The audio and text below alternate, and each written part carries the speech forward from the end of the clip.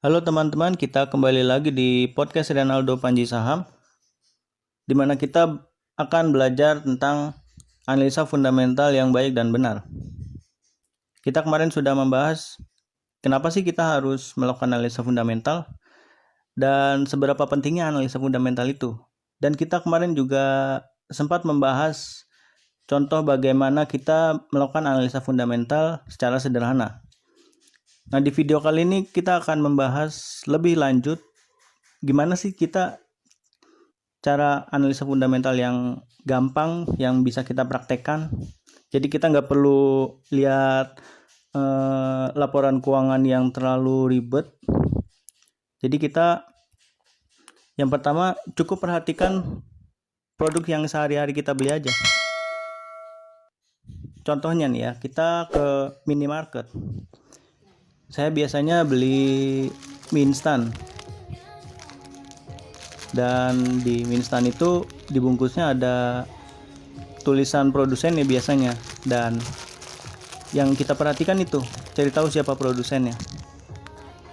Dan yang kita tahu Indomie itu tentu saja diproduksi oleh Indofood. Nah, dari situ kita cari tahu lagi, kita googling Indofood ini siapa sih,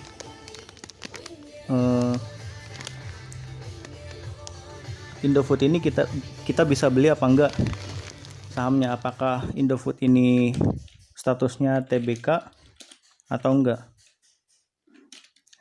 Kita coba googling Indofood dan kita bisa lihat bahwa Indofood Sukses Makmur ini adalah TBK, PT Indofood Sukses Makmur TBK. Lalu kita klik aja ke websitenya, kita cari tahu lagi produk-produk yang lainnya itu apa aja. Kita bisa lihat ada noodles, dairy, snack foods. Di bagian noodles itu ada berbagai macam, Indomie, Sarimi, dan sebagainya. Terus dairy juga ada berbagai macam, Indomilk. Terus juga snack foods. Snack foods kita tahu bahwa Citato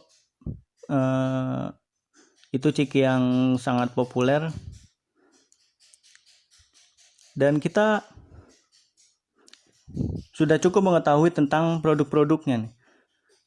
Produk-produknya ini ternyata memang produk yang cukup kuat, sudah melekat di masyarakat. Dan selanjutnya yang kita cari tahu adalah siapa pemilik perusahaannya. Indofood ini pemiliknya siapa? Dan untuk mencari tahu siapa pemilik Indofood ini kadang bisa ditemukan dengan mudah, dan kadang juga ada yang lebih ribet lagi strukturnya.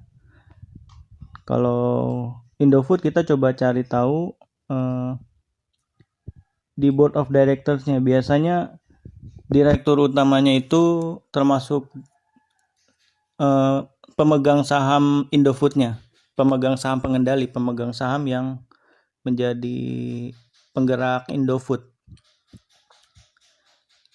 Nah, ini kita bisa lihat ada Anthony Salim. Anthony Salim adalah presiden direkturnya. Nah, ini kita cari tahu Anthony Salim ini siapa. Anthony Salim atau yang dikenal dengan nama Ling Hong Shin adalah pengusaha Indonesia, putra dari Sudono Salim.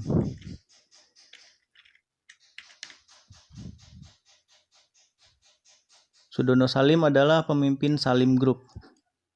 Nah, berarti kita bisa lihat di sini Salim Group pernah mengalami masa kemasan, terus habis krisis moneter dia bangkrut, dan ada beberapa saham yang dia jual. Ada Indosemen, BCA, Indomobil.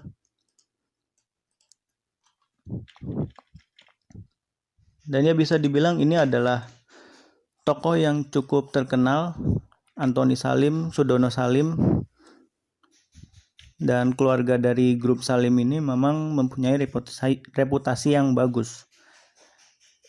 Dan mungkin bisa kita cari tahu secara lebih mendalam bagaimana keluarga Salim ini, apakah reputasinya bagus, apakah pernah terkena kasus-kasus korupsi, penyuapan dan sebagainya, dan sebagaimana lainnya. Apakah pernah terkena kasus korupsi dan lain sebagainya, kita bisa cari tahu juga. Tapi secara simpelnya kayak gitu aja ya. Kita cari tahu di websitenya, board of director-nya itu siapa, terus pemegang saham Indofood-nya itu siapa, yang mengendalikan Indofood siapa, dan ternyata Sudono Salim yang diturunkan kepada anaknya Antoni Salim. Dan intinya grup Salim ini bisa dibilang memiliki reputasi yang bagus, merupakan tokoh pengusaha besar lah di Indonesia. Oke, kurang lebih kayak gitu cara gampang untuk melakukan analisa fundamental saham. Apakah dengan cara seperti ini cukup? Jawabannya iya. Cukup dengan 2 informasi dasar ini. Apakah produknya bagus? Apakah reputasi pemilik perusahaannya bagus? Ini udah jadi informasi yang sangat mendasar. Bisa menentukan apakah saham ini layak untuk dibeli atau enggak.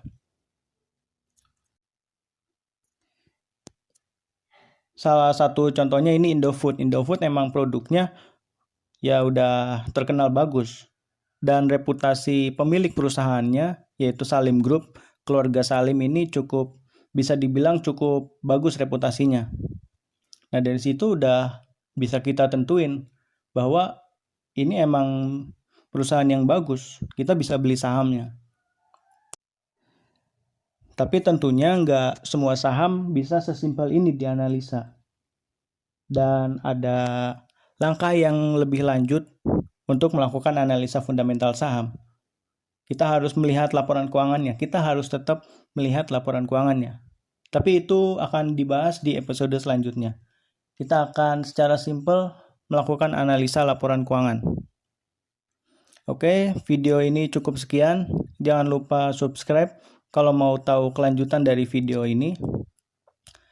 Dan jangan lupa ditekan tombol loncengnya, biar muncul notifikasi kalau ada video baru.